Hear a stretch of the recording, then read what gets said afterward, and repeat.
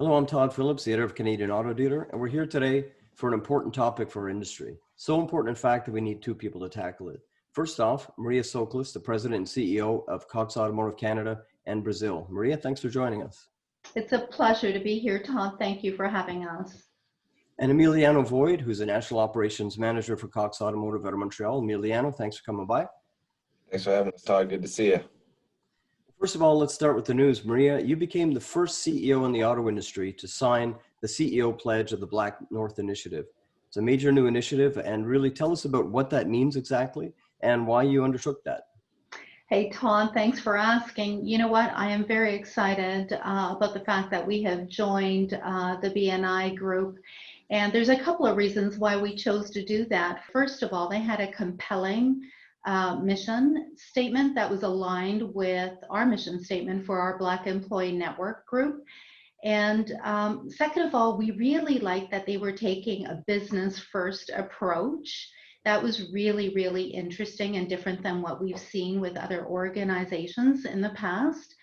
And then finally, they were holding over 300 reputable and influential companies and CEOs accountable to their commitment to the BlackNorth Initiative. And the way that they were doing this is they've identified 7 criteria that they were holding these CEOs, including myself, accountable to, all of which were tangible efforts to discourage anti-Black and racism, and to create a more inclusive environment, as well as drive opportunities for those underrepresented groups in the business setting. So we are all in, very excited, and can hardly wait to start moving along more aggressively with these criteria in mind. Well, I know you've also done some other initiatives internally, and Emiliano, maybe you can bring us up to speed on that. Some initiatives within the company itself to sort of spread that message and tackle some of these issues within your own organization. Yeah, so we put together this really cool employee resource group called the Black Employee Network, which really aims to celebrate, educate, and inspire the organization around, conversation and subject matter like anti-Black and systemic racism altogether. But really, it was an opportunity for me to get off the sidelines and really get involved. We felt like there was an opportunity to drive real and tangible, actionable change within our organization. And we really felt an obligation to kind of rise to that occasion. So it's really cool how it's been coming together. It's been really impressive work done by a collective of people. I'm just glad to be here to talk about it. So in terms of that, so you have to start the conversation within the organization, and you got a lot of executive support. I know one of the initiatives that we've talked about is that you really did this video series to really sort of start the conversation within your own organization, which can be tough to do. Tell us a bit about that plan. Yeah. So we thought it was really important to show the willingness and certainly the buy-in that we've gotten and the support that we've gotten from our senior leadership, and really Maria has been the one spearheading it. But we started a educational video series called Real About Race, where we interviewed 6 of the members of our senior leadership team to have an open and honest conversation, and a really slightly uncomfortable conversation about, racism, anti-Black racism, systemic racism within our organization, really trying to identify the blind spots that we have, not only as an organization, but also as individuals. And I thought it was a really great experience to be able to share with the leadership team, and really their lead has inspired, I think, many others to fall in line and really take up this cause and support it even further. So really cool work happening there. Also, I think, a byproduct of the work that we're doing is just educating the organization as a whole about, subject matter that isn't often talked about in a professional setting. So we bring some really interesting tangible wins to the table, but also some really good moral victories. And I think we're moving the culture of the organization in a really positive direction currently. So really encouraging stuff. Well, thanks, Emiliano. Now, Maria, over to you.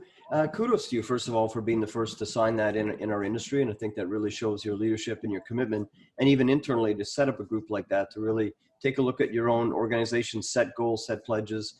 Tell us a bit about the drive for that within your own organization, and why that was so important to you personally to lead that initiative.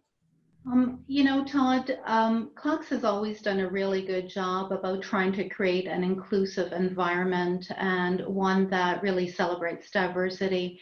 And despite all of our efforts, and I've got to say that we have done much better, not only here in Canada, but globally as a company than some other companies. There was still a lot of work to be done. And so, you know, the moment that I realized that this was still a compelling issue for a lot of our Black employees, naturally it became very important for me to support their efforts. And I wanted it not only to really play an important role in driving change here for Cox, continuous change and sustainable change, but also for the industry and more broadly, perhaps even outside of Canada. I thought that the approach that the team came up with, which was to educate, celebrate, and inspire, was very positive. And I thought that it had sustainability with some of the strategies and initiatives they had put in place. And, you know, our industry is a fantastic industry, and there are a lot of things we do really well, but this is one thing that we haven't done really well. And so there was a huge opportunity for us to lead with the hopes that others would follow or take the lead in their own environments to really start driving some positive change around anti-Black and systemic racism.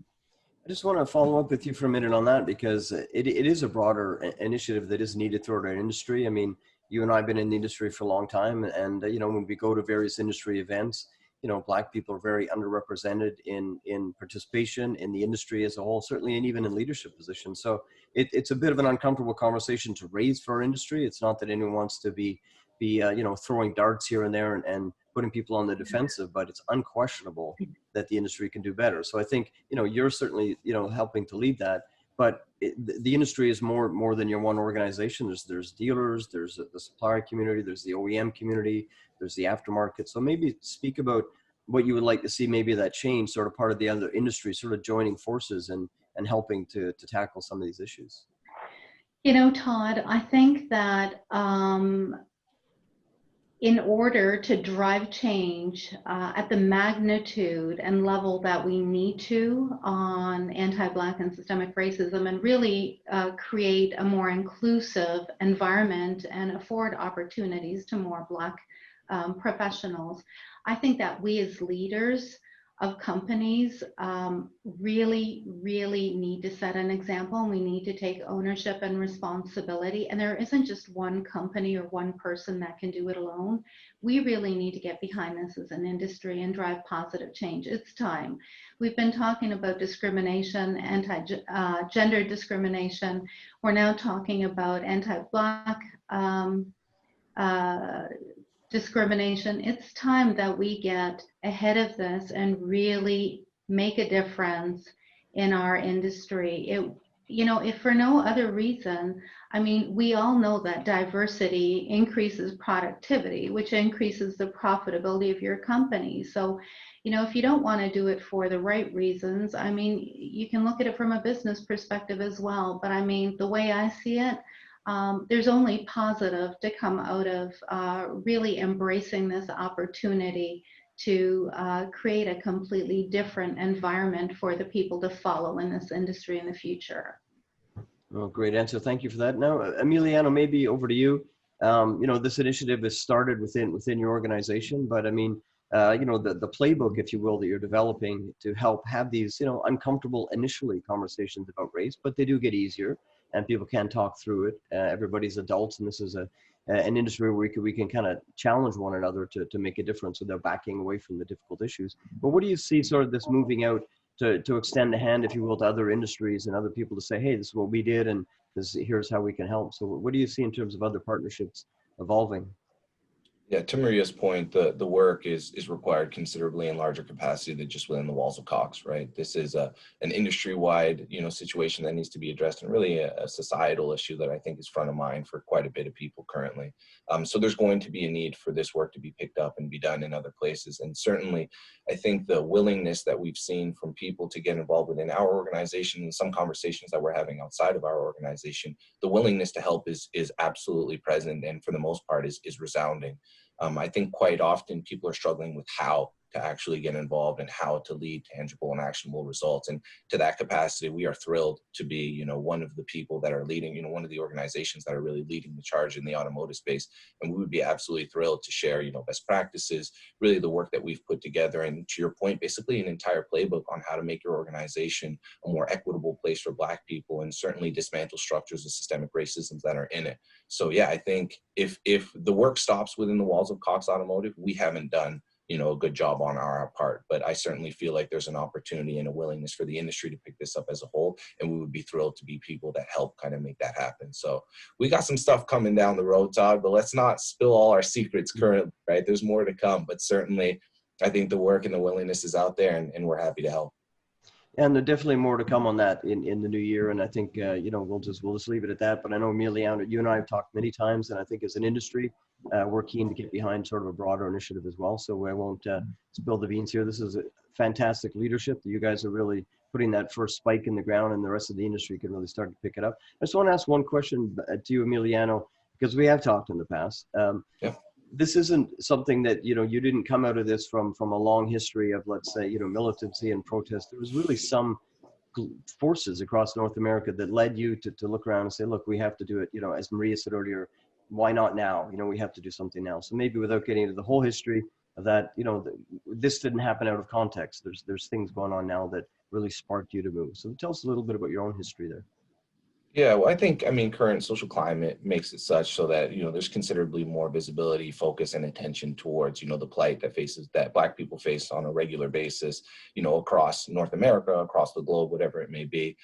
For me, I got tired of waiting for people to come up with solutions. I felt a sense of responsibility to myself, to my community, to really take a step forward and really take a more vocal and leadership position in trying to bring actionable and tangible solutions to the table.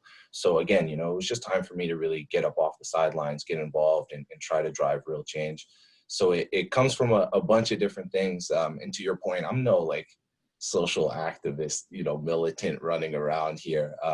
I just felt like I had seen enough and I had felt enough, and it really had spurred me into action. And having conversations about all of this stuff and the subject matter is great.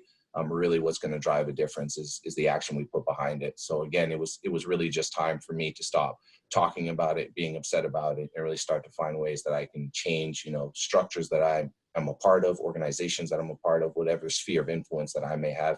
It was time for me to play a considerably more active part in trying to drive positive change for myself and for my community. I appreciate that. And Maria, already we could see, members of your team like Emiliano, really just a fantastic example of, the right spirit needed to work collaboratively across our industry. You must be proud of this initiative, really, within your own organization and people like Emiliano. Hey, Todd, I am really, really proud. First of all, I'm really pleased that they had the courage to embrace the opportunity to drive some positive change within the company and within the broader industry, as the two of you have been gently alluding to, and there's more to come on that.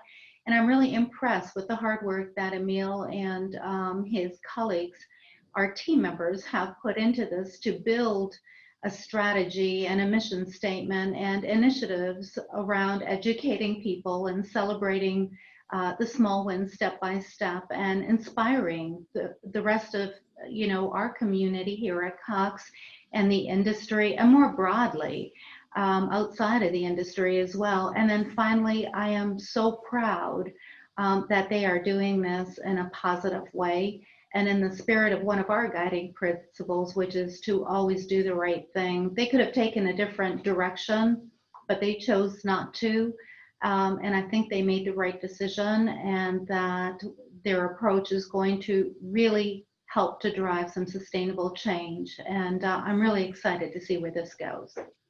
Well, I appreciate you both here. Just one last point to you, Maria. I know that it does start with leadership, and you're so connected to so many people from your OEM days, and obviously in your role now within Cox, touching so many different parts of the industry. I know these conversations are already starting to happen at the very senior level, and that visibility, and certainly you starting that initiative is going to help. So are you finding in your conversations, informally or otherwise, that across our industry that this change is starting already? Do you find, are you hopeful? I think the conversations are starting, and that brings me hope. I haven't seen enough change yet to be convinced that we are doing enough. to drive sustainable change, but I know it will follow. And what I'm hoping that this will do, that, you know, this chat with you, Todd, will encourage other people who are leading organizations, whether it's lenders, whether it's large consolidated dealer groups, or some of my peers in the OEM space. I mean, you know, when you look at some of those leaders, they have been very bold about driving other sorts of positive change in the industry. And I really do believe that if they get behind this initiative, that together we can really drive some positive and sustainable change, so that this topic doesn't have to be a topic for people who are coming into the industry in the future. That's a great way. So I want to thank you both for being here. Thank you, Maria, for your leadership, and Emiliano, thanks for joining us today. Thanks, Todd. Thanks so for much. having us. Okay, signing off.